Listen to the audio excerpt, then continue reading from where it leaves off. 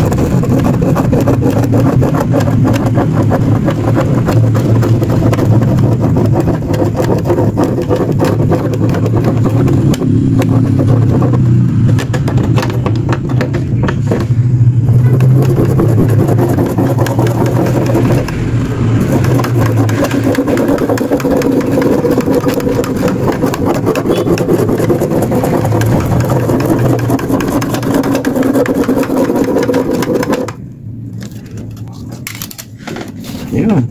First design.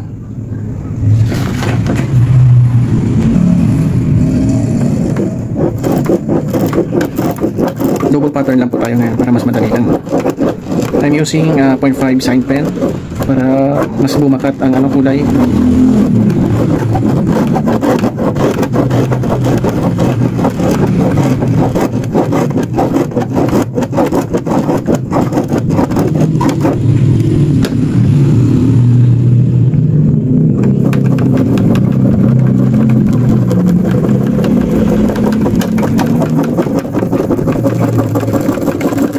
I'm using kulay blue and kulay red ngayon. So, yun. This is the design. Wow. 2 designs already. Combination of black and red.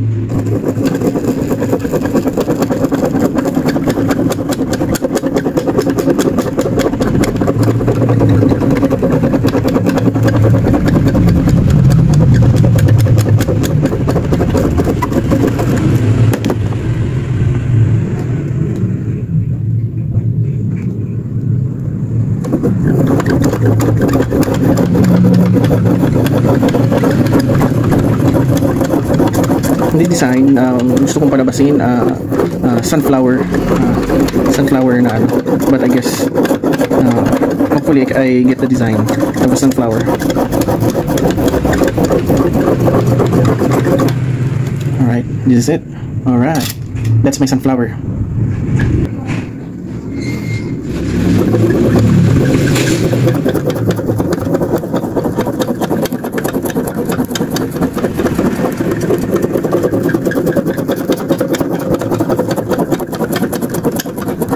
This is combination of small patterns.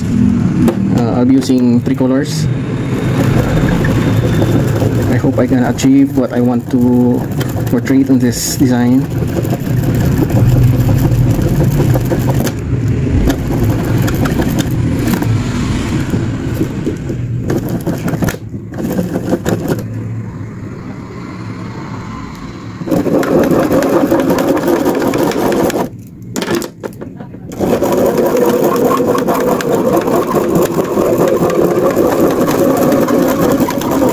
Change my pen, so I hope I get the color and the design that I want. Okay, let's take a look at this. Ta-da! Combination of 3 patterns, 3 colors also, the blue, the black, and the red one. Thank you for watching.